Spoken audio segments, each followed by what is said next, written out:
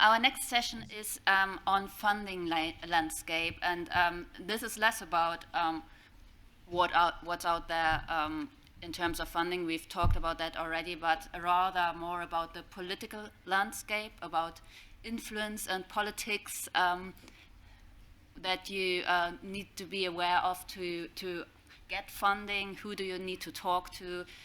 Who do you want to work together with when you are applying for funding? And we've got a great panel here of people who were successful in this and people we need to influence. And yeah, I think we start with Billy this time for introductions. I think we've seen most of you. Yeah, no problem. So Billy McGregor, I'm the Epsrc staff here. I might answer a few of these questions with shrugs, but I will try and answer where I can. Yeah, I'll pass on to Mark at that point. So I'm Mark Wilkinson, Director of the DRI HPC facility and based at University of Leicester. Thank you, Sylvain. I'm Sylvain Laizet. I'm a reader in computational fluid dynamics at Imperial College London. I think you probably know. I'm Alan Real, a few titles. I think I'm going to do the kind of university kind of internal funding angle again on this one. Thank you. So in the first round, I think we talk about your personal experience with this, and I'll ask each of you to give an overview of the case or a case that you helped secure funding for and what the factors were leading up to the case being built. And I'll start with Alan on this one. Okay, so I'm going to kind of go around the thing that kind of changed my life, which was actually writing the sort of sustainable funding model around high performance computing at Leeds University. And I think, you know, there was a really interesting kind of time where, based upon the sort of conversations that were going on nationally, that were basically saying we're going to buy this one great big thing. I think it was probably Hector at the time, which would be really good for the big jobs. Okay, but they did this thing where Epsrc sent a letter to all universities that basically said we're doing this great big thing that's going to run like the large simulations, but we acknowledge there's loads of little stuff. You're going to have to pick up the slack. Please consider investment in your own institutional high-performance computing facilities. This was, you know, a great big opportunity, you know, challenges for the entire kind of university sector back in the SRIFT 3 days, I think it was, this big, massive investment. It was the thing that kind of galvanized HPC SIG at the time. And, you know, lucky sites like Southampton spent a whole load of money just because they responded to a letter, whereas University of Leeds that I was at spent zero in response to that letter. And so I think really that the journey that I'm kind of going to talk about is really how did we pick ourselves up to a point where we then embraced that and actually ended up with something within the organisation to kind of support this rather than, you know, staying at zero. Thank you. So the next questions on this case would be, so did you need to convince someone? How did you do this? And whose help did you need on this case? No, I just said, like, I've got a great idea how I spent like £1 million over the year on a computer, and they went, yes, you know. No, you know, it really was not that easy at all. You know, I think one of those defining moments was, so I spent a lot of time with the peers, right, and figured out what had gone into, because it was all about you can get this initial investment, but then how do you leverage grants and all the economics that are going around in the place to, you know, to kind of not worry about, you know, FEC was just a thing that kind of started full economic costing. How do you leverage things like full economic costing to actually then mean that there'll be a platform in, you know, 2, 3, 5 years time that's kind of up there and competitive. So, and I do remember that kind of writing a kind of, you know, one of these inspirational things that say we've got to do this in order that we can actually be competitive and all those things. And I remember that there was this moment where my paper went to the kind of finance director, and the finance director, basically, I wasn't there, thankfully, because I was not worthy enough to go to this meeting, but basically turned to like everybody else who'd put their name against the thing that I wrote, which was kind of quite flattering, and basically said to them, these people do not control the purse strings. Okay, and then it was, so from getting from there, that kind of, this is the vision, to actually, here's the funding. It was about 2 years worth of work in actually all levels kind of operating within the organisation to get there. So it was a little bit difficult navigating through. Thank you. Sylvain, do you have an example case which is useful for people to hear about on how to get funding and how to convince people? Yeah, well, maybe I have two examples. I'm going to start one with I had an indirect contribution in securing funding, but I think it's a good example is how we managed to convince the government that we needed a new supercomputer after Archer. Then it was the whole story about Archer 2, which started a few years ago. Obviously, this is nothing to do with UKRI and Epsrc. We needed, as scientists, to convince the UK government that we needed a new supercomputer facilities. And so obviously, UKRI and Epsrc were on board, but the question is, how do you convince the government, who at the time was not necessarily aware of the value of science, sorry, this is a personal opinion, that actually we needed a supercomputer. And on a side note, the same story is going to happen again. We need an exascale computer, and we are going to need to convince with the research councils, the government, that we need some money to buy a new supercomputer. So what we had to do at the time, we had to do some town halls, lots of meetings, lots of discussion on how do we convince the government that we need a new supercomputing facilities. And when I say computing facilities, it's not just the hardware, it's also the people, the support, the ECSE scheme, all these things going around, technicians, RSCs and stuff. So it's the whole package around high performance computing. So we did a lot of town hall. One idea also was, I think we had to, not when I say we, it's all the community. We had to produce a report with some numbers. So I think UKRI and Epsrc decided to hire some professional people to prepare a report to show the value of high performance computing for the taxpayer money. So it was a lot of effort from a lot of people, a lot of effort from UKRI as well to try to put things together. Obviously, it was successful because Archer 2 is now in place. But yeah, I have to say, it's a lot of people spend a lot of time for free trying to convince the government for something that was pretty much obvious. So it's quite painful, and unfortunately, we are going through the same process again now. Just on a side note, once again, it's a very political thing that I'm going to say, but a few weeks ago, Boris Johnson finally visited a PCC, an Archer 2, and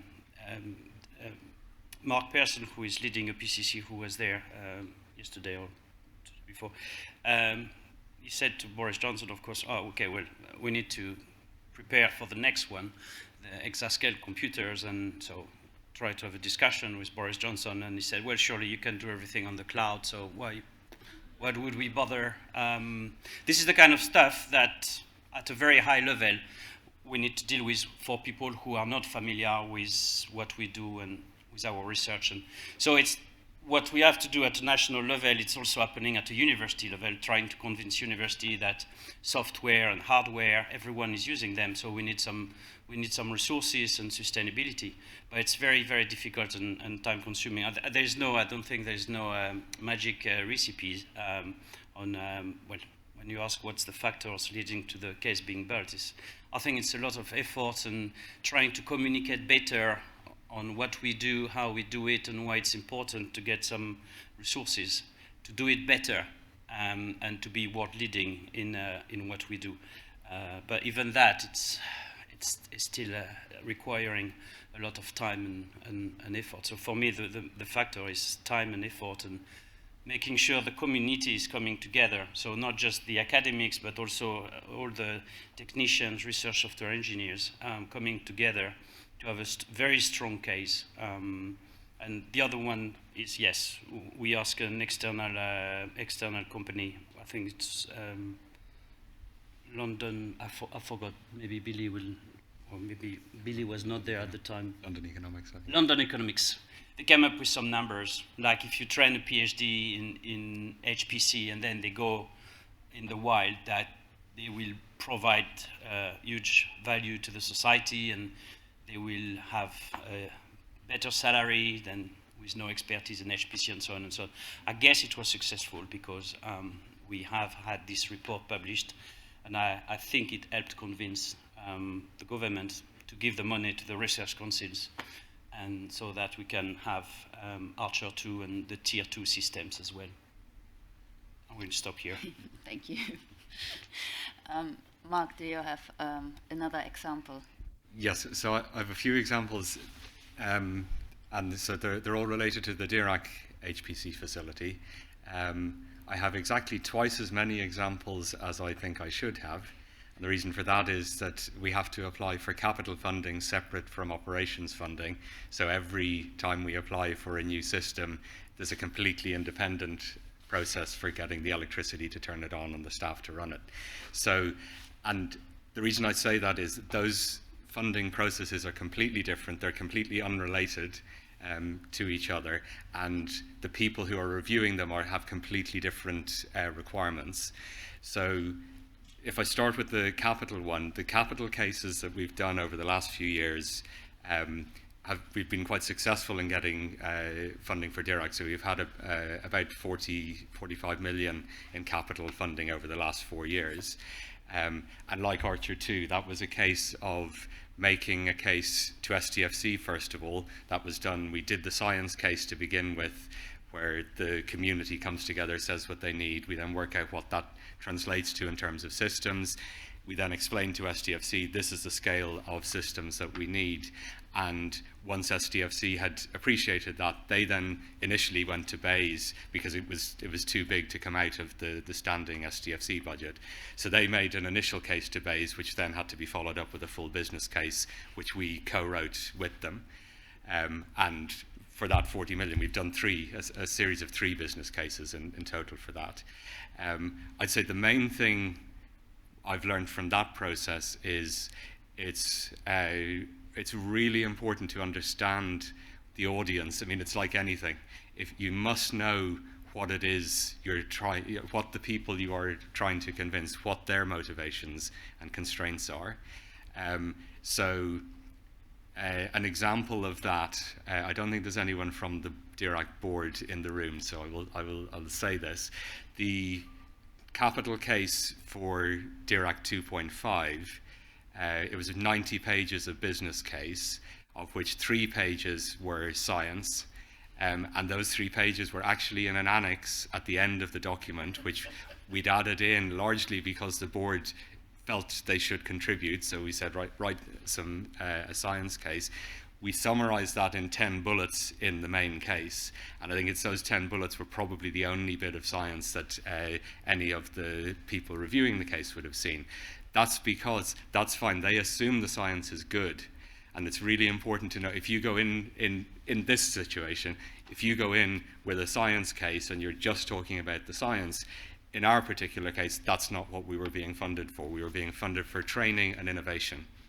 And so that's what the business case was. Part of it was, like has been said, about the return on investment in terms of training PhD students, but a lot of it was also skills for RSEs, skills for the tech support people, RSEs that go on to work in industry. The whole benefit of having a strong computing ecosystem in the UK. That's what the case was built on. The fact that we're doing cosmology, astrophysics, particle physics is a bonus, essentially, from a Bayes perspective on the capital side. Then on the operation side, it's completely different, because to get money for power, we have to essentially say why the science we're doing should be funded by STFC, even though we don't actually do any of the science. We're basically providing the resource on which the science is done. And so the hoops you go through to get power, staff, etc., are completely different. And it's all a bit artificial in one sense, because we have the computer now, and I'm speaking from live experience because we're right in the middle of our review process now. We installed new systems last year. We need an uplift in our budgets for next year so that we can keep them running. So at some level you have to get the funding, because otherwise you're never going to be able to run the systems. And I'm certainly not saying that we shouldn't be going through a complicated process to get the funding. It has to be properly reviewed. So it's absolutely the case we should be very thoroughly reviewed and questioned on all the decisions we're making.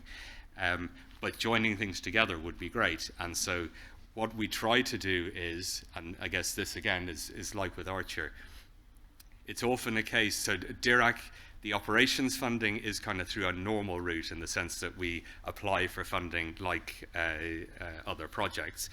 But for the capital, it's always the case that there isn't any funding. There's no funding, there's no process, there's nothing. You actually go and create the funding opportunity by discussing with UKRI and the government. And that mindset is also completely different to the normal thing. So people will ask you, what's the deadline? There isn't a deadline. You're creating an opportunity, and that means you also need to think about things like the running costs.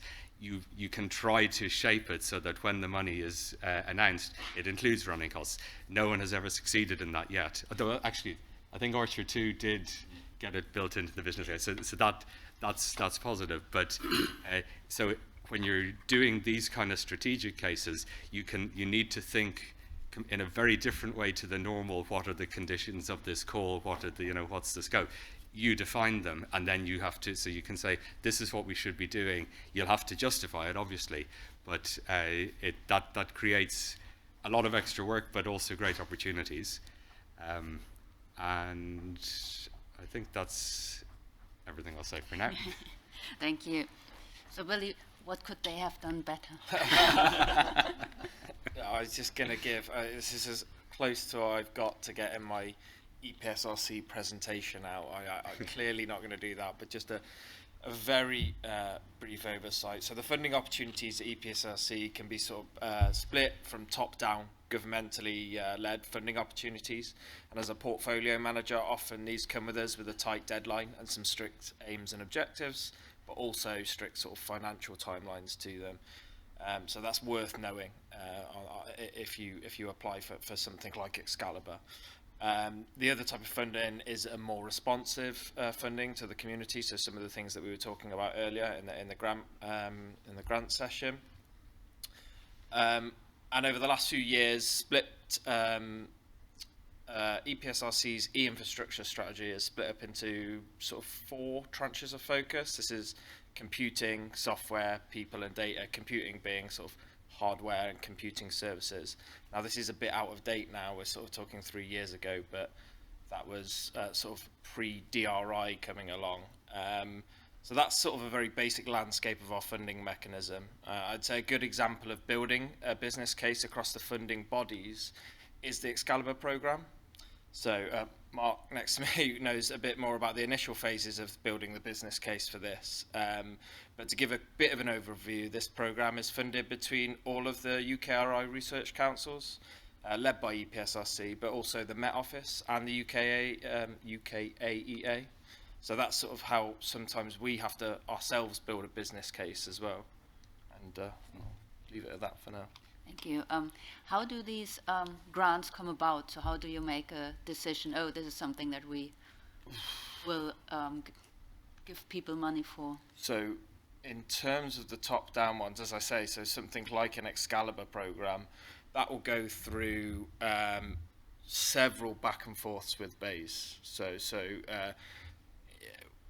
an idea will come. I mean, this was an SPF program, so Strategic Priority Fund program, which is a program that funds multidisciplinary research. So, exascale software fits in that quite nicely. So it was a natural fit for it. The idea came down initially from it came from the community. It went up to Bays.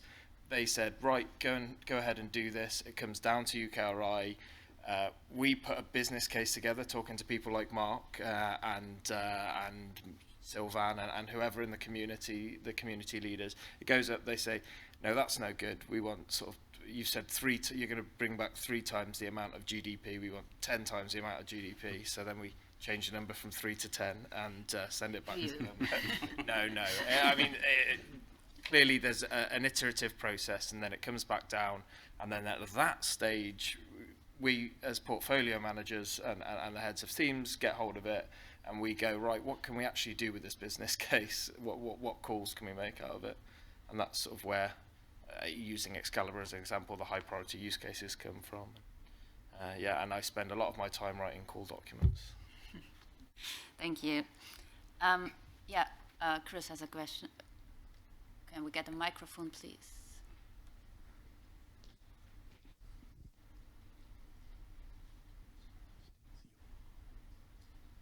Yeah, thanks, Marion. I was just wondering whether you might be able to comment, Billy, on the UKRI strategy for funding in the software space. Because obviously programs like Excalibur require a lot of software engineering, but it's a very generic platform. Whereas, say, a computational pipeline to study polymer folding, or like protein dynamics or something, is a bit more domain specific. So do UKRI actually have a strategy on who funds what within that sort of space? I guess the thing here to say, I'm talking for EPSRC, not UKRI for one. Yes, there is a strategy. We have several white papers, reviews and stuff that come out over years. A lot of it has software in it. I think most recently the software call has told us that there is a huge demand. I am reiterating what I said earlier here. We're just at the stage now where we've had to, we've leveraged as much as we can. So we got some money from Quantum, we got some money from other themes, and have funded as much as we can in that. So that's the initial process of we've been oversubscribed hugely on a call. That's what we can do immediately. We then have to take that back clearly and go, all right, 200 plus applied for this call and we could only get X amount out. Right now, that's at the stage of we've got that back and we've got to scratch our heads and talk to the community about what we might be able to do. Some of that might be UKRI, but I don't, at that point I do have to sort of, go, no more comment on that. Thank you. Oz had a question. Hi, yeah, I was just reflecting on what Mark and Sylvana were saying about, how they're trying to build these cases and what they need to build these cases. And it seemed kind of clear to me that there was certainly if you're talking to Bays, there's just purely a marketing aspect, right? How do we market what we're doing? And I think, if you look at why the cloud is in so many people's minds, it's because it's they've got a great marketing team, right? And we don't have a great marketing team. So I'm asking Billy, is there a kind of a marketing budget inside of EPSRC that we could steal for these kinds of things? Or can I put a grant in to market? We have a comms team. We have a website. I've seen it. The website is slow to get things on. We can't compete with Google. In terms of marketing, is what I would say is the short answer to that. But yes, it is something worth considering. Our comms team is good. It's just we are also hamstrung a little bit by what we can do as an arm's length government body organisation. Which is kind of why I'm wondering if you could fund somebody else to do it. For example, Excalibur, we have done that. Yeah. We managed to do that, and that is why And it's a good way of doing it. It is a good way of doing it. I think I'm thinking more in terms of how you market this sort of stuff to Gov, right? I remember talking to a chief scientific advisor many years ago, and he said, look, all you need is a big red button to start it and you're game on. That's what you need to do for Gov, right? And I know that was kind of passe remark, but clearly Gov's being led by marketing. That's all it's seeing. And we're not doing a great job of marketing. So how can we do a better job? As in outsource it. Yeah, I mean, it's an idea for sure. I think Mark wanted to say something about that. Yeah, so one thing I'd say on that is that's up to all of us. It's partly the community needs to get better and more involved in those kind of discussions. So, okay, it's partly fund, you could fund a little bit, but it's actually taking every opportunity when, if your local MP comes to visit, visit your university, try and get to talk to them, or at least feed a question to them to explain something. So, I've written briefing notes for Treasury advisors on cloud, specifically on that, because I'd been told, what their perception of it was. So we were writing, not saying cloud is a bad thing, saying cloud's a great thing. It's just not what you think it is. It's not just Amazon and Google. And here are all the good things about it that we think should be part of a UKRI or any ecosystem, and here are the risks if you did put it all on commercial cloud. And we need to invest our time in doing that, and more people need to do that, so that the messages are, you never quite know which person will need to have known let's say on cloud, which meeting will be the one where it was very important that the right message was got across. And so we just have to keep informing people. If you know a chief scientific advisor, talk to them, get in touch with them. They're very, they are approachable. Thank you. Sylvain, you wanted to add something? Yeah, just a small example. So I'm leading the UK Turbulence Consortium. So Epsrc is funding 8 consortia, and we have a big chunk of Archer 2, and then we do our own reviewing and allocation process within our members. And what we are going to try to do, sorry, I'm looking at my phone, we are in discussion with a company called Science Animated, and they are going to produce, to start with one video, but the idea is to produce a few videos about what we do, but this is to target a lay person, general audience, politicians. So we are going to try to flood the internet with those videos, trying to explain what we do in very simple terms, try to convince the taxpayer money and the politician that what we do is really important. But yeah, marketing is crucial. Apparently as scientists, we are not very good at it. So I think it's clearly we need to look at external expertise. So we are going to try to do this at our level, and hopefully this will help to get more funding. Alan, do you have anything to add? I mean, it was more of a kind of observation, I guess, that at this level, Mark mentioned this whole fact that this, I mean, one of the things that on my time as kind of, sort of head of the oversight committee for DRI for, I don't know how long it was, ages, wasn't it, Mark? And it was always, the whole, everything hinged around the science case, but when these kind of things get packaged up as a, so nothing is about the implementation initially, right? It's all about the science case.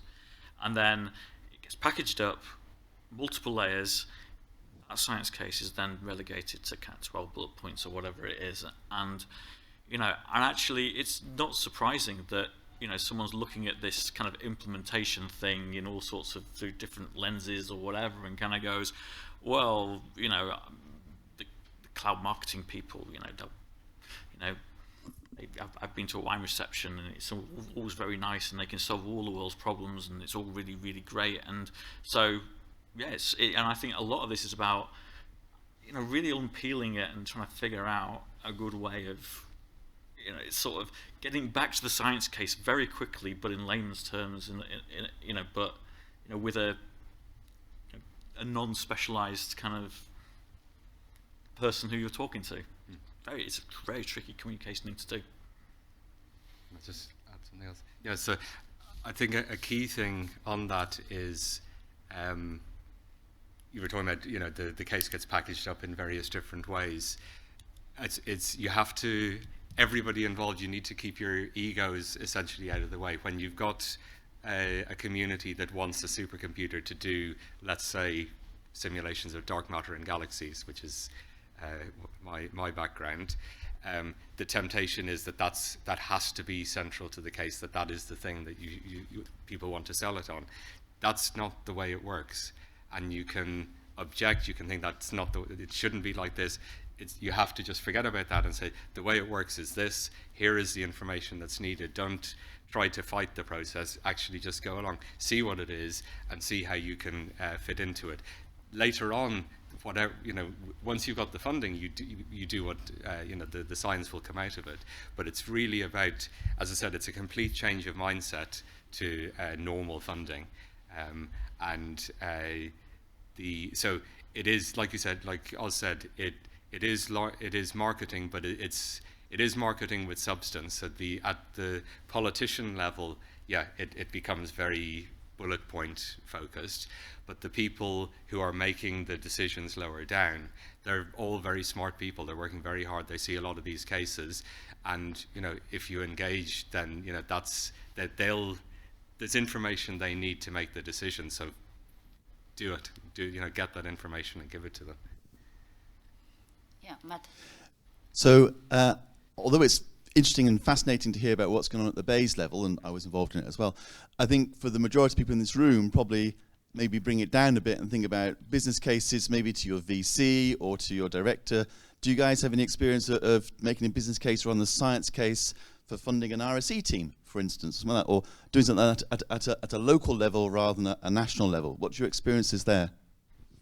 Wants to take it? I could just briefly, because I've sort of mentioned it, but I would say that the same kind of packaging issues also exist within our organisations, and you know, I would say I would sort of do this consultation where there's all these fascinating things that are really inspiring and all this kind of stuff, and then I just say, and I'm going to turn this into something that's really, really, really boring, right? And I apologised for that. You know, but it does, because you have this kind of necessary evil that you've got to kind of serve and to get the thing done. Yeah, so I was going to say exactly the same. It's the same process, it's just a different audience. So again, you have to know what it is. If, you know, with your VC, what pressure are they under? What's of interest strategically to your institution at that time? And, you know, if you're not linked to that, it's going to be very hard to sell it. So you try and see it. And so, you know, I did a case for exactly that for an RSE team at Leicester, because I'd been at it, this was about 10 years ago, I'd been at a presentation by James Hetherington, who was here yesterday, when he had set up the RSE team at UCL. And at that stage, I wasn't a postdoc, but I'd recently been a postdoc, and I just saw that and I thought, oh, if only there had been RSEs, or I'd known about RSEs when I was a postdoc, I could have spent my time doing far more work actually simulating stuff and a lot less time debugging the terrible code that I'd written. And so I was excited about it, but the case was not about that. The case was about how productivity in the university would increase in general, research productivity would go up, etc., etc. But it is a case of sitting down. The thing I was going to add was, in all of this, you have to find out what it is that the people on the other side, on the decision-making side, want. So, you know, to start with, you talk to the people kind of directly above you and then above them and work your way around, find out what the process is, who's involved in it. Talk to people like Billy in the research councils, because don't treat the research councils as this entity that's completely, you know, either against you or just separate from you. They're trying to work with us to do, you know, we all are heading in the same direction. They're the ones that are controlling the funds, but talk to them, find out, because it is important. We all complain when there's a deadline that's too short or the wrong time of year, or the money has to be spent by the end of March. Don't assume that has happened because Billy and his colleagues or deliberately trying to make your life difficult, the funding will have come with strings. So, you know, talk to them, find out what the strings were, and then if nothing else, you'll still have to dance to the right tune, but at least you'll understand where it's come from, and it'll kind of get rid of the annoyance. You just go, okay, it had to be spent by the end of March because that was what was said. But it's definitely talking to people and finding out, really trying to understand what it is that they're thinking is really important. And that, it's kind of obvious, but I think we don't, you tend to think about that if you're giving a presentation or you're writing a paper, but for a funding proposal, you often don't think of it in the same way, and that, I think, that's what's really important. Sylvain, do you want to add? Yes, well, I briefly mentioned it this morning. I have a small example of a business case that we did in my department to hire one RSC with a focus on computational fluid dynamics. So I think it's very important first to bring as many people as possible on board that will have an interest in this. And also, we've said that already, know your audience, know who is going to take the decision. And then you need to adapt your business case accordingly. I think it's very important. But as well, in my particular example, the key was that there was a need in my department for an RSE, and there was a lot of academics who were supporting the business case. The RSE community at Imperial College level was supporting the business case.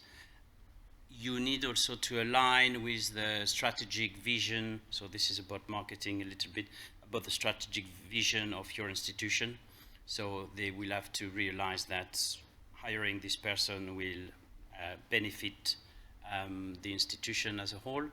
And you also need to talk about the return on investment. If they are investing in one person, what are they getting back out of it? So these are, I think, the key things. But I think what's on a local level is also true on the national level. But this was my experience of building a small business case for one RSE. Are there any more questions from the audience, online or offline? No online questions so far? Yeah, I was just going to say, I suppose a good example is the most recent HEC Consortia call that's just gone live this week, and sort of what it would be to put a strong proposal together there. So I'm just going to, I sort of got it earlier, read out one of the outline assessment criteria for it. And it's vision and strategy, including the feasibility of the consortium model to the community and an inclusive approach to developing and serving the community. So we worked on that, and because what we wanted was for a good proposal here, we're looking for a full buy-in from the community that they wish to serve. So what you need to be looking there is around, you know, not just your university, other universities, who's working on this project that's similar to mine, who's in my community.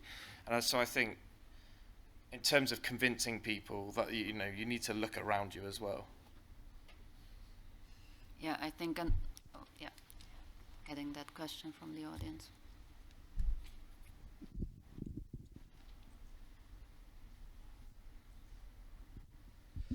How do you handle that tension between asking for community buy-in and the fact that the different members of that community might be competing for the same thing?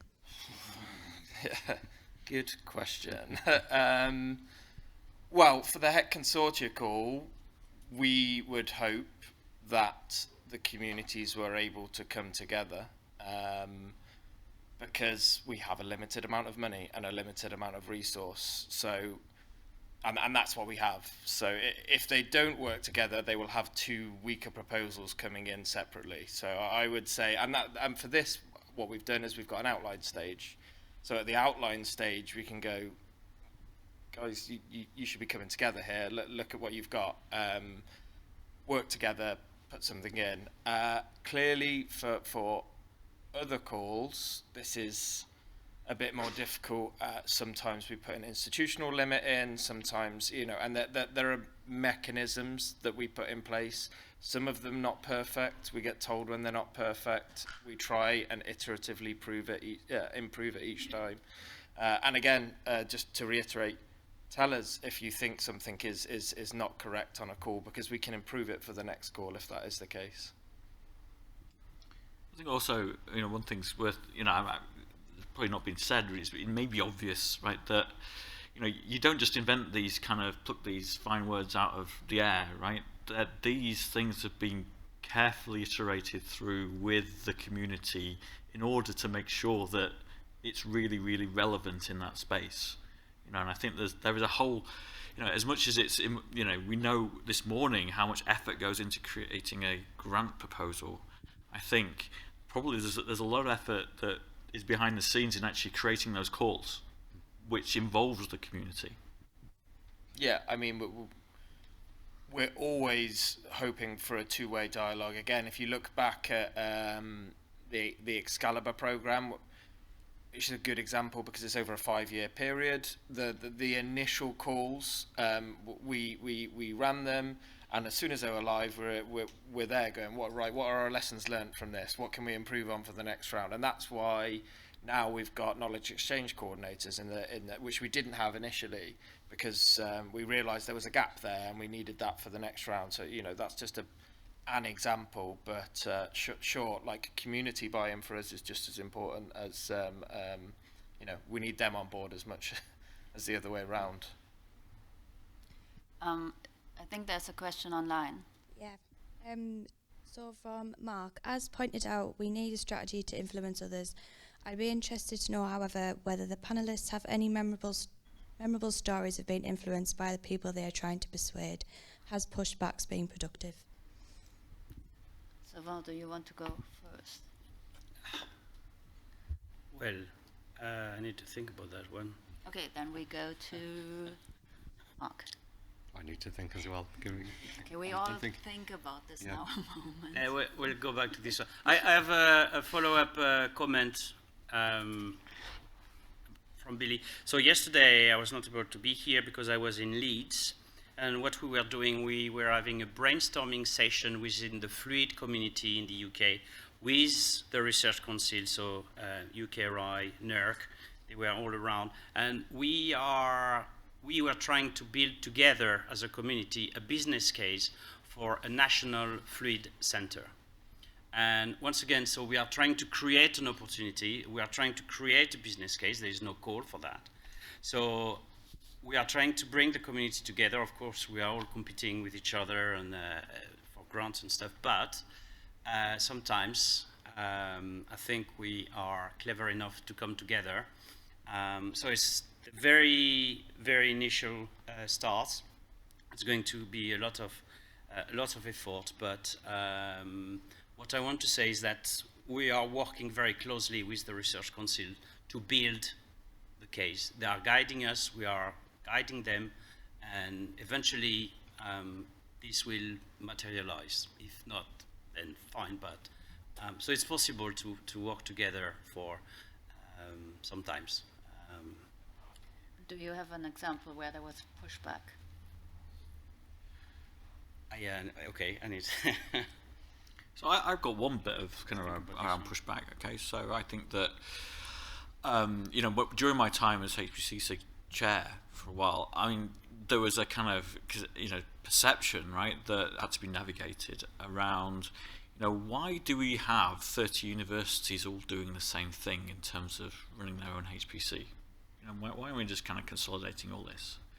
And that kind of, but it doesn't necessarily, that pushback doesn't, it highlights the fact there's this thinking, right, my mindset that, and actually, and I said to Susan Morell at the time, we're actually, trying to serve a gazillion different, it's all defined by the community, it's all defined by the, the science cases that are there, and actually, there's great diversity within all of these different organizations that are doing those things, and those sorts of I think that it's more, you get a more robust case sometimes when you're challenged in these ways, because you hadn't really thought about it, right? You just, that before then you just felt like, you were all capacity doing the same thing, but actually we needed to think a little bit more about what actually it was we were doing. And did you then, in the end up changing your initial vision a lot? No, because the vision was the same, right? But you're adapting to circumstances. I think is where, you know, if the vision's a good vision, it sticks. It's hard to keep a good idea down. Do you have another example? Yeah. So, like Alan said, I think the overall thing of this, the kind of iterative process of developing these cases definitely makes the cases stronger. So sometimes it is a case, there's strong pushback, you don't actually change anything, but it does force you to really be almost more convinced in your own case as to why you're doing something. But so in the case of DRI, when we first started in 2009, that was we had 14 investments in 14 systems at 14 universities, and there was a strong steer coming from via STFC, but from BIS as it was then, that it should be essentially one system. So so it wasn't direct pushback on that individual case, but just in general, that was where we should be heading for. So that then essentially, we thought about that a lot between 2009 and 2012, and in 2012 we consolidated down to 4 systems, and we've stayed at that level since. And the pushback to consolidate made us think, well, what is the right amount of consolidation? For us, one system wasn't the right answer. There were many reasons why it wasn't. We built a case which has been accepted as to why we have more than one, but 14 wasn't right either. That was too many, and so forcing us to, I think we would have got there anyway over time, but certainly the pushback and the direct steer that we should be going there. We then pushed back on the pushback and said, well, we're not going all the way to one, but you know, you're right, we should consolidate where that's appropriate. I can give you an example of where we put in a grant proposal as part of a managed call. It was one of the software for the community, software for future calls back in 2012 or 2014. And it was a heavily oversubscribed call. There was an outline stage. And after the outline feedback, we said that your proposal is in the same space as this other proposal by another group, won't mention who they are. There's a lot of overlap. You should see about cooperating. So we, in a very short time, got in touch with those other people. We put in a joint proposal. It was a cut and shut proposal, and it failed dismally. If we had stuck to our guns and pursued our original vision with a much more unified, stronger proposal, it might not have been funded. So sometimes you get the feedback and you think, actually, maybe we shouldn't have listened. Thank you. So when you're consolidating, and so you already mentioned different groups, so in the community, the research community was one of those. So what other groups do you talk to? So what are the most important groups to consult with if you're building up your case? Mark, do you have? Yeah, so in our case, I've mentioned some sort of STFC and various people within BEIS.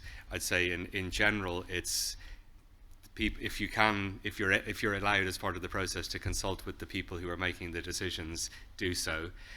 But definitely talk to other people who have done something similar. If not at your university, at another one, try to see examples of business cases of, you know, with the same kind of scope, because whatever way you need to be thinking when you're writing one of these cases, having seen examples of successful ones, ideally, that will really help. And it might be that it's the same with any kind of funding. You generally don't get it the first time unless you're working with people who've done it before. So, you know, take advantage of everybody around you that you can that could advise you. And the other thing I'd say is it's worth if you haven't been involved in any funding proposals, try to get involved. You know, if your group is applying for funding, ask whether you could be one of the people helping to put the case together. Because even if you only write a sentence, in the first case you're involved in, you'll see what the process is, you'll see how it works. You may then decide, right, that's it, I'm not having anything more to do with funding proposals. That's fine, not everybody needs to be involved in them, but at least you'll have an appreciation of what goes into them, and I think that's something I'm sure I can't think of anybody who would refuse help with a business case.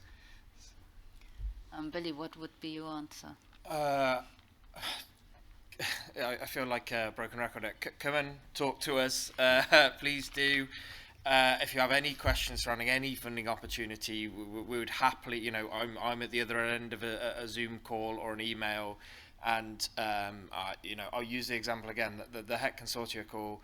I fully expect Sylvain to send me an email at some point over the next few weeks, and well, you know, he's already came and spoke to me today. I think we're going, I mean, PSS is really good. We're going to have meetings, I think next week or the week after, where we'll have the opportunity to ask questions to the Research Council. So yes, definitely engage with them if you're not sure about what to do and how to do it.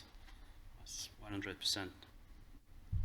Ellen, any other groups to consult with?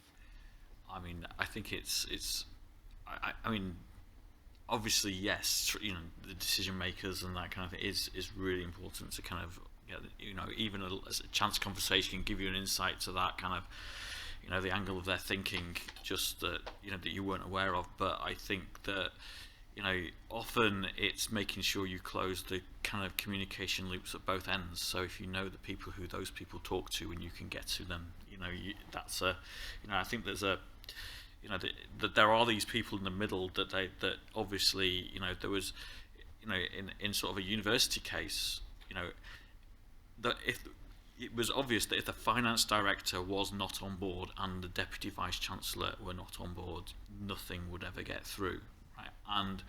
But those people listen to a very, you know, narrow group of other people in terms of taking advice. Basically, I found out that the finance director will only listen to somebody who is an actual finance manager in terms of that being a verified business case. If I just looked at a template, filled it in, right, that would not be a valid business case. It would only be a valid business case if it actually came from the email address of the finance person. So there's things like that that have to be navigated. Nikki. So just talking about some of those communications and conversations that you have to have and closing the communication loop, as you say, Alan, have the last 2 years made it harder to have those conversations with people, you know, as those corridor meetings and those chance meetings that you sometimes have? Has the last 2 years made it harder to have those conversations or easier? I'll have to say, I think that in terms of... that there's the serendipity conversations that we're talking about that have been absolutely, you know, not really happening in through the whole pandemic. But I think these sorts of conversations where you have a specific and almost operational item to be talking about and covering off, provided you've got somebody that actually will schedule the meeting with you, and Billy is saying, you know, very much will do that, you know, in these sorts of scenarios, then it is actually relatively easy to set up that call and just have a conversation. But the, you know, discussing how you're going to do something else down the pub kind of stuff that is the new great big idea, that's been so much more difficult. Mark, do you have something? Yeah, I'd completely agree with that. I think it's now probably easier to have a 10-minute call with a senior person than it was 2 years ago, because people will accept invitations like that. But what I've found anyway is the relationships that pre-existed before the pandemic have got easier. But I'm trying to think of any new significant connection that's been made. They're much harder because you just don't.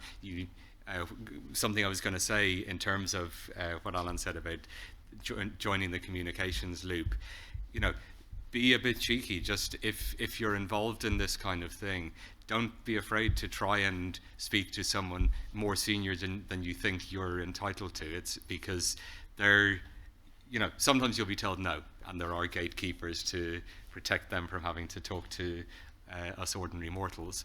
But, you know, they may well be open to it, and so you can sometimes that can be the route in, which is really useful. And, you know, if nothing else, then they can direct you to somebody more appropriate to talk to. And yeah, for me, that kind of chance thing where you happen to meet somebody at a meeting who is someone you can get 2 minutes with in the queue at coffee, that's obviously been impossible. I've got an example of that. I was going to save it for tomorrow's stories from the trenches, but if you want to lighten things up, you know.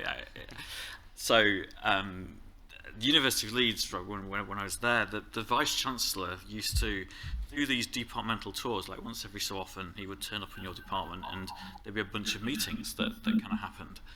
And I was hauled into one of these with the rest of the Unix team because it was kind of random, right? And so I had literally, you know, an hour with the Vice-Chancellor there and like 30 other people.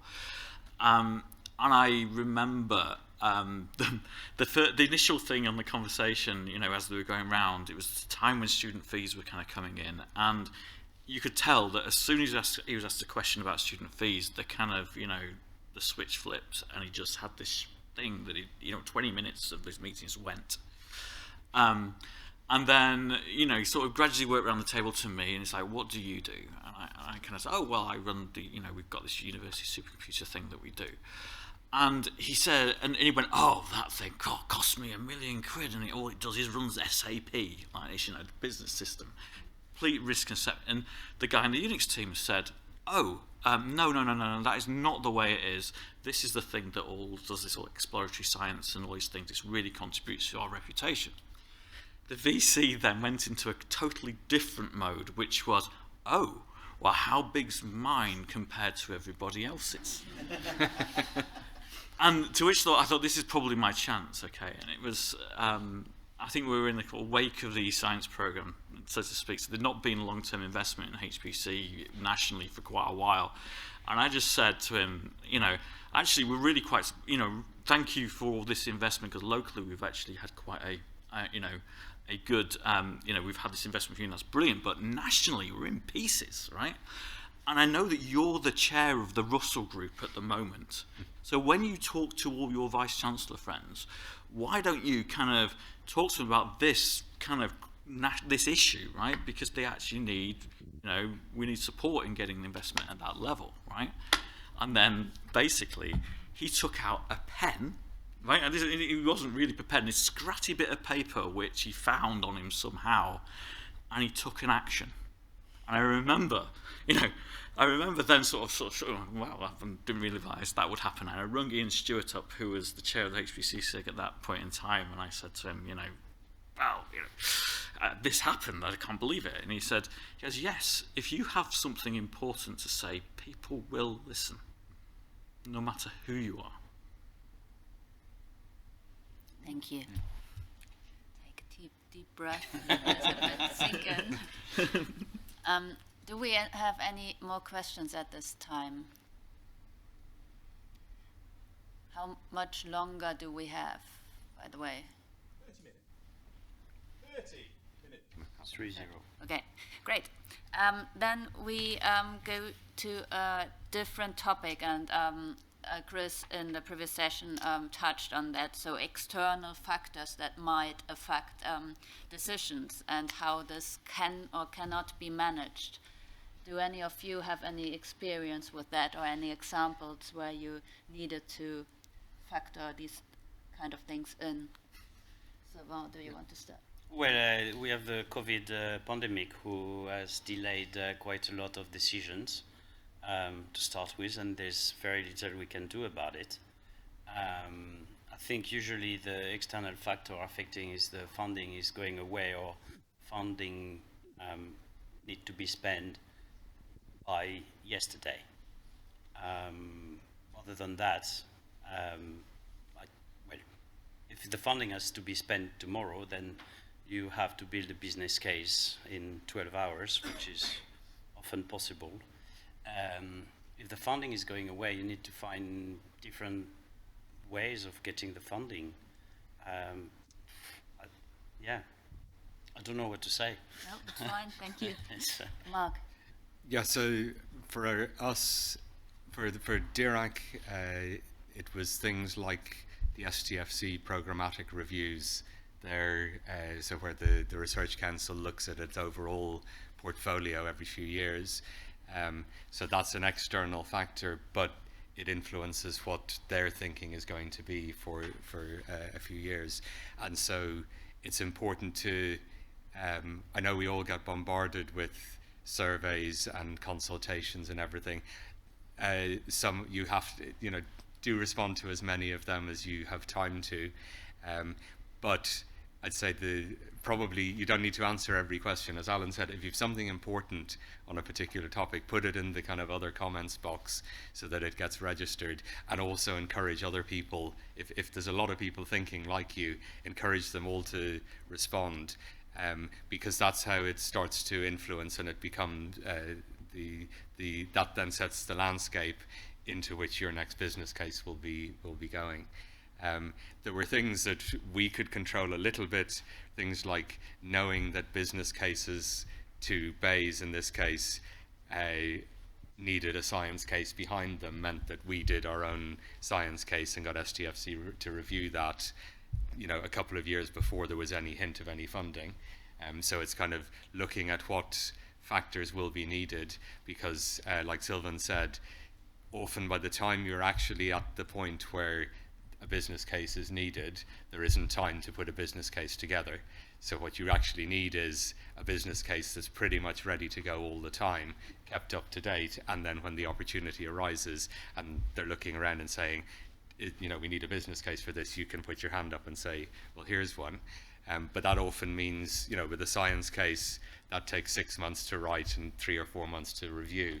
So you can't just do that in the 2 weeks you're given. So it's looking around to the external, looking at what the external things are likely to be, and putting all of those in place in advance is very important.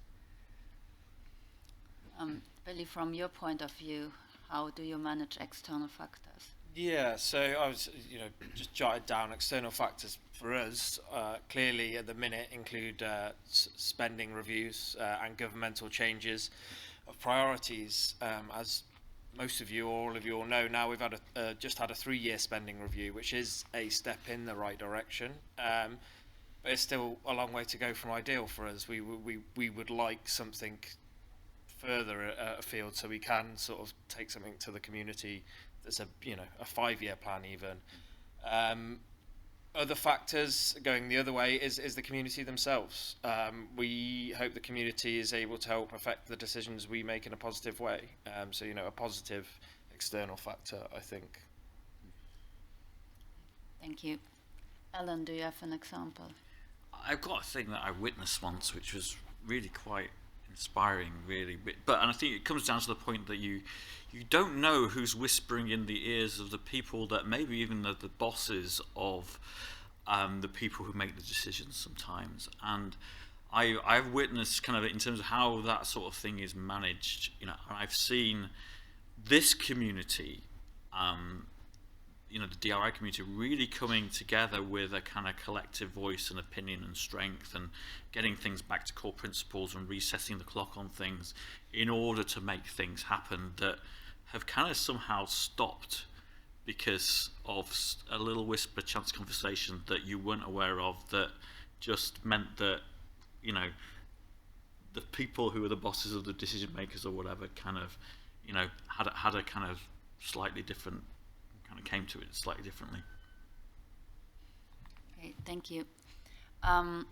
So here is a question that I do not completely understand what it meant, but what complementary activity did you reference, and how did you avoid your dependence on it? Alan, you've written that question, so I'll let you answer first.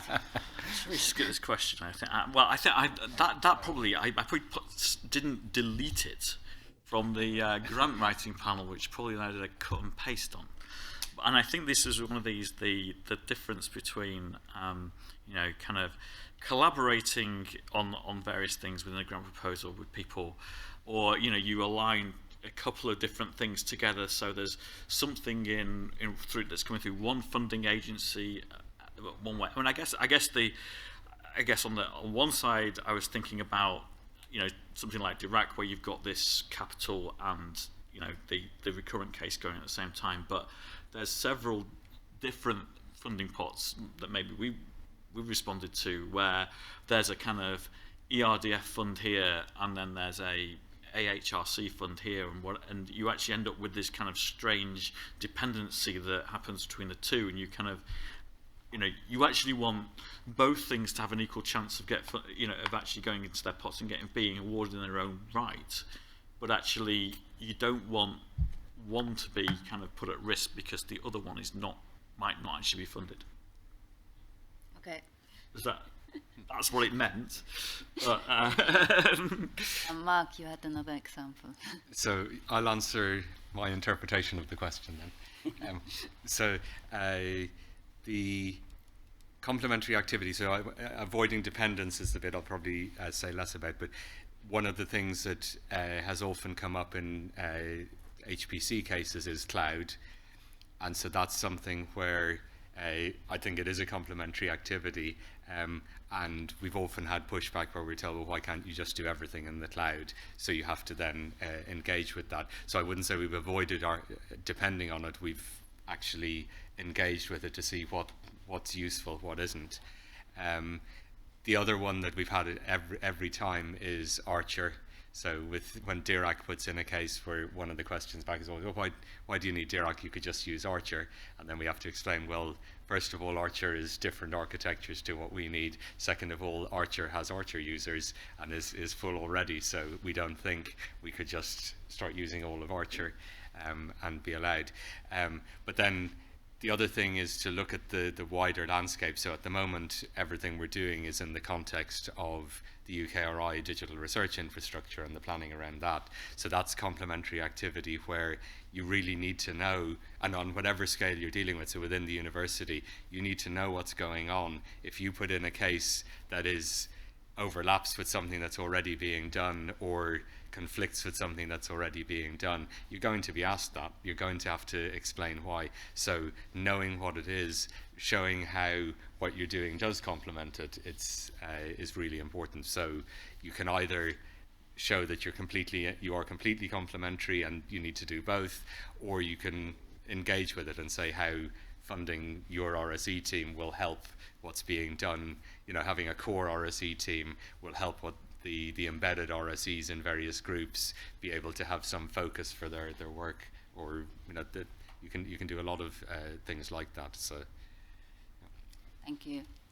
So what was your interpretation of the question? What's your answer? Okay, my interpretation, right. So my example will be with somehow teaming up or not with industries and with SMEs in particular.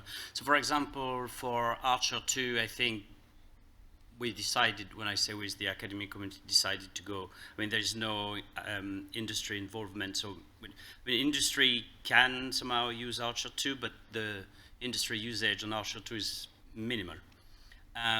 So one option, if we want to build a business case for an exascale system, will be, and this is something that they do in the US, which is, I think I forgot to say it, but it might be important sometime to look in other countries how they are building business cases for some particular equipment, for example. Anyway, in the US, when they build supercomputers, there's always an industry involvement, which means that industries or small companies, they will be able to use the machine. And that is helping a lot in building the business case. So sometimes you might want to have industries or not. Of course, so if you have industry involved, they say, oh, we will want 25% of the machines, less resources for the scientific community. But sometimes, and I think for an exascale system in the UK in particular, it might be a good idea to have industry on board. That will, of course, deliver R&D, and that will benefit the UK society. That could help a lot in building a business case. Sometimes might want to avoid depending on funding from industries or from the help of industry. So yeah, that was my interpretation of the question around if you want to involve industry to help with your business case, or you don't want to depend on them, because of course they will take a chunk of the resources. Okay, thank you. Billy, do you have something to add?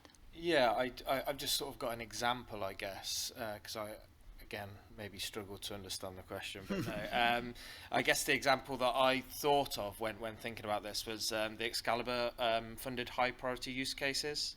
So these are relatively large grants, and the most successful ones leveraged other resources. So whether that would be other grants from EPSRC or around, and funds, or communities and practices and networks. So again, I sort of look over at Sylvain there and say he's done a pretty good job at leveraging those funds across EPSRC to good effect. Thank you. So what tools did you find most useful for making a successful case? I'm starting with Mark. So the most useful one I've already mentioned was examples of other cases from others. So I think that, yeah, that was really the only one I had, but it's absolutely invaluable. Yeah, lots of nodding here. Does anyone have any other examples? I mean, you can take benchmarking and do comparisons between one place and another, and that kind of thing is really useful. But I think you've got to choose appropriate benchmarks and whether you to compare to, and ask yourself whether the figure that you're actually comparing things to and making that those cases are actually good numbers or bad numbers. Thanks. And I could add one thing, just going back to something Sylvain said about doing kind of an international comparison. It's worth at least asking the question, maybe the way you're thinking about this isn't the best way. At least if there are other people doing things in this space internationally, look at how they're doing it. Maybe yours is the best way, but bear in mind other people will have heard of these international approaches and will ask you to compare them. So it's always a good idea to look at what others are doing and see if you might turn out and say, yeah, actually we should do what they're doing, or if nothing else, it'll help to strengthen your own case, because you'll be able to say, we're consciously not doing it that way because what the advantages are of what you're proposing. And I think that applies whether it's internationally or between different universities, between different research councils, different research groups, whatever scale you're talking about. Yeah. Yeah, I'd just add that both UKRI, EPSRC, and the government quite often publish strategies, landscapes, and reviews. So for the UKRI, we've got a document out at the minute called Research and Innovation Infrastructure Document, and for the government base, they've got a large-scale computing review. Obviously, some of these are so high level to the point that it's sort of redundant, but becoming familiar with these kinds of documents is a useful practice to do, because it means you can come and ask EPSRC staff, where at events like this, what we're going to do about X, Y, Z in the most recent white paper that you've read, kind of thing. Thank you. And also, I think this community used to do various things around kind of almost its own benchmarking publications. Things like there was a national infrastructure survey that got commissioned year on year on year.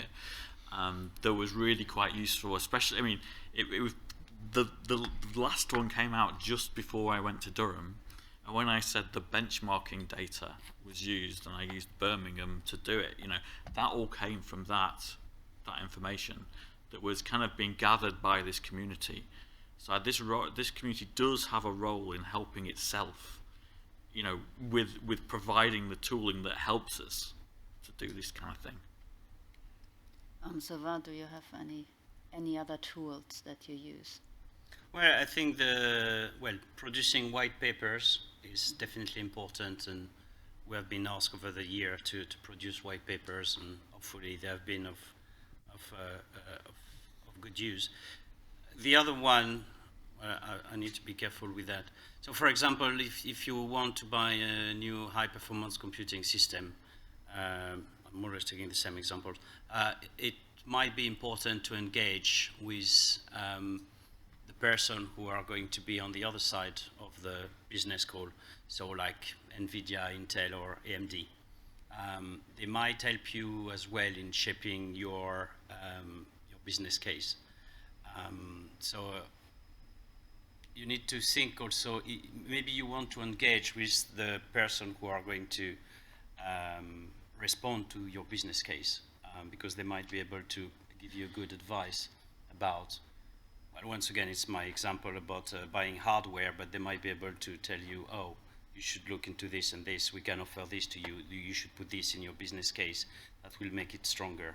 So I think it's, when possible, it's important as well to engage with potential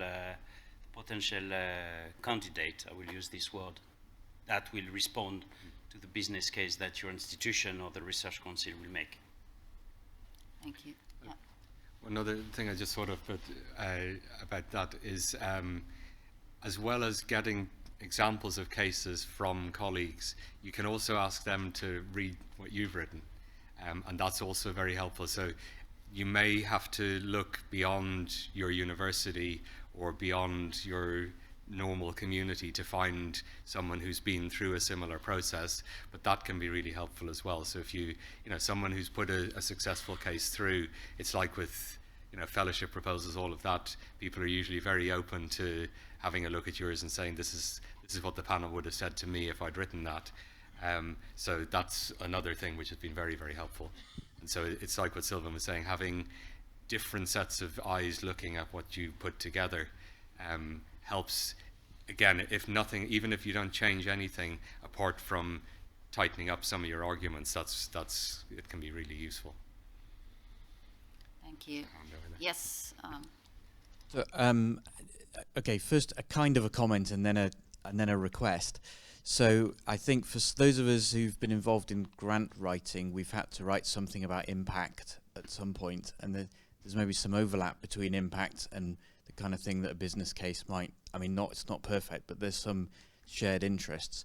One of the things that can be difficult is you might say something like, we're training up RSEs and they will benefit UK, industry or something. And there's a challenge of trying to put numbers on that and quantify that and what's the return on investment. The only thing I've ever found on that is the UK government has things quantifying what the digital skills gap is in some scary amount of GDP or something. So my comment is, have a look at what the government and funders have produced. But does anyone on the panel have any thoughts or any resources for this slightly sort of soft stuff that's, could be huge amounts of money or huge business impact, but it's hard for us individually to quantify? Yes, so I'm going to talk about my community, the Fluid community. We've published, so it was mainly led by the UK Fluid Network and Leeds.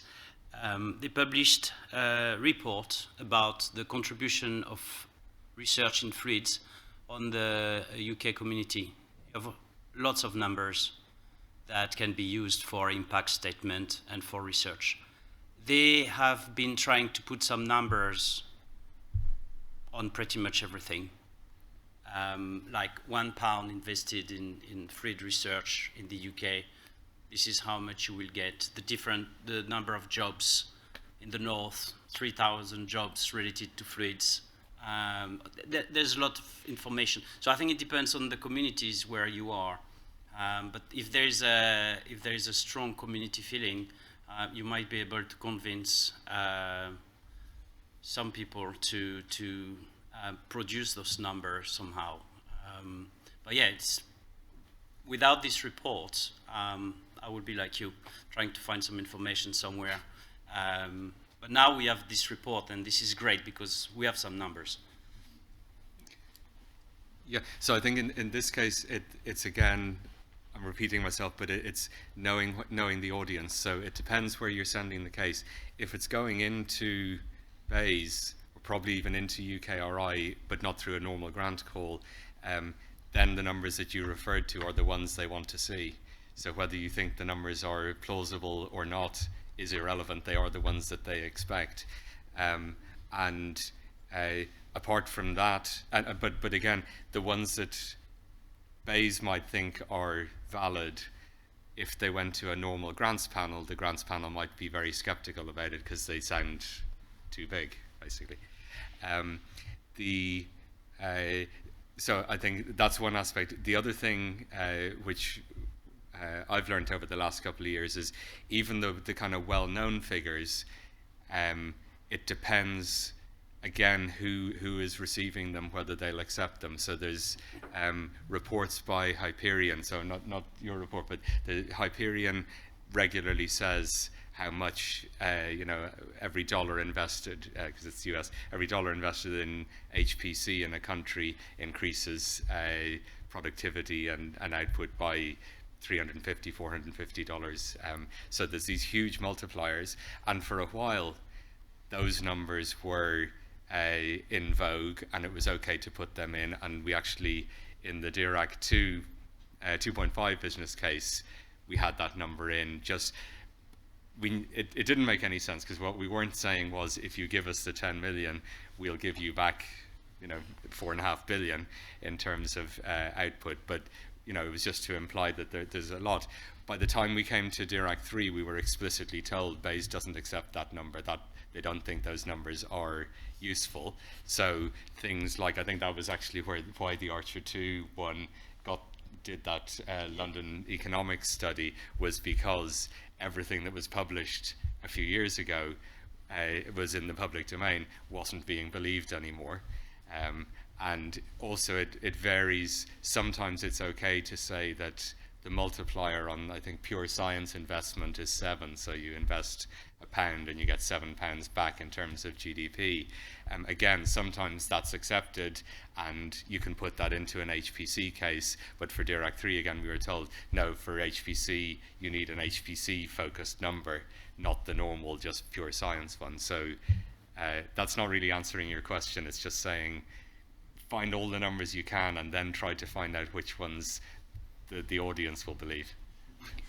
Nikki. So I've got two. The first one is actually a tweet from earlier in the week, and it's specifically for Billy, and I know that he's sort of been batting these things away a little bit. But the UKRI 5-year strategy, 13 mentions of data in the UKRI 5-year strategy and no mentions of software. Data without software is just a meaningless collection of numbers. You can't have a data strategy without a software one. And the person goes on to say, the idea has got excellent traction in parts of UKRI, but it still gets missed occasionally at the highest levels.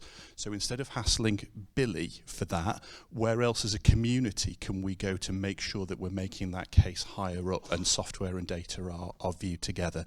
And then I've got another question to sort of finish on, so might be worth doing the one at the front and then coming back to me, please. Okay, yeah, please. Do you want Billy to answer that first question? Yeah. Is Billy able to answer that without putting him under too much pressure? I think you just wanted to throw it out, but yeah, I was just seeing if the next one was going to turn up, to be honest. There are, I agree with the tweet is probably what I would say there, and yes, there are people that we can hassle as a community. I'm not going to just hand out an email right now, but a name? I'm probably not going to hand out a name either. I'm not going to hand out a name, not now. We'll move on for this one. Okay, talk to him later. Yeah. So at the moment, what are you expected to submit in terms of environmental impact assessments into your sort of proposals and business cases and things like that? And if that starts to ramp up, that expectation of how much detail is there, how prepared are we as a community to be able to answer that with actual numbers? Who wants to answer that one? I think there's a project run by STFC at the moment about the environmental impact of our research. It's NERC, I think, are doing it, but yeah. It's NERC, yeah. There's something going on this, and they are preparing a documentary report, and they are going to, we're going to have lots of numbers. It's happening somewhere. Cool, thank you. And it's something that's being asked more and more, quite rightly. I think it's up to us to make. I think where we're going to get to, this is my personal opinion, is that HPC and computing in general will have a carbon footprint. That's inevitable, because one aspect of it is just the power cost that you can make green and get rid of.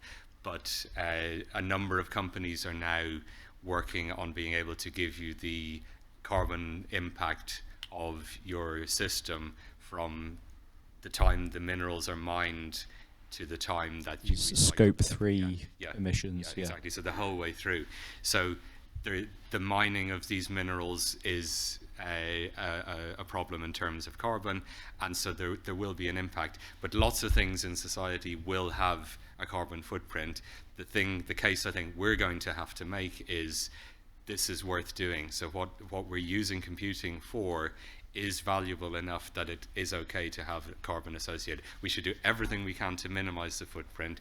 We should be making good use of that footprint, so we shouldn't be, our codes should be more efficient. That's where, within DRI, the RSE community is a core part of our sustainability strategy, because if you're wasting flops, that's increasing your carbon footprint with no scientific gain.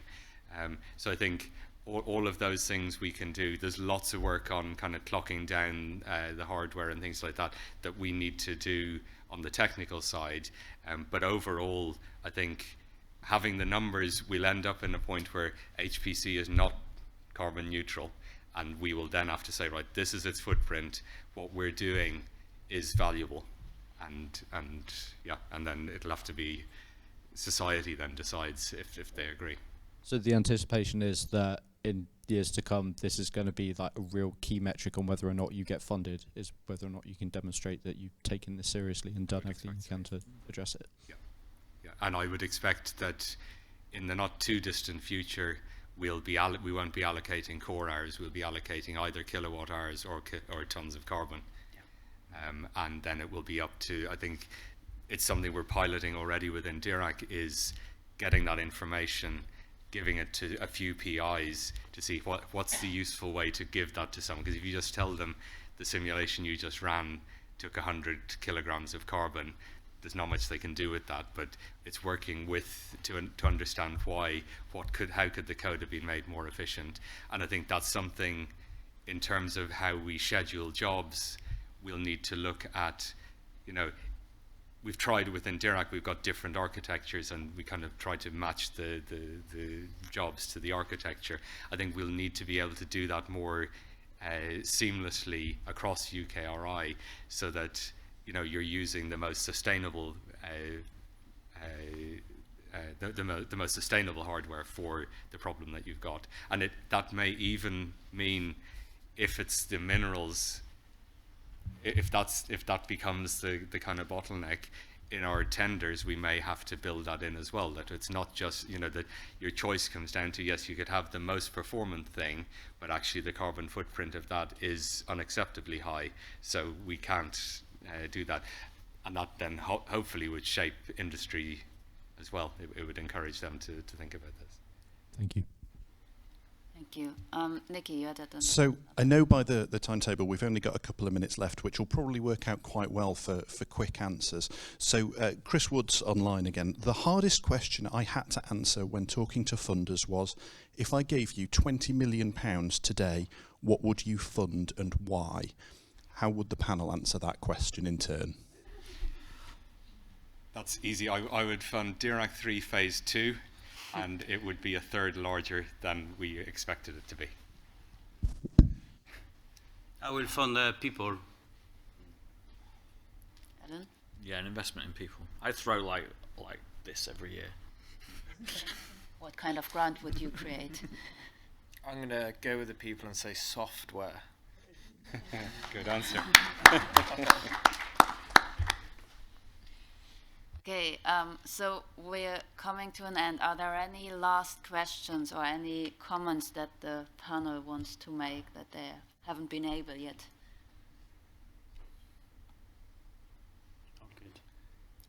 all good. So I know Sylvain has to run to catch That's a fine. train. So I think then we'll wrap it up here. Thank you very much to the panel members. Thank you to the audience for the questions.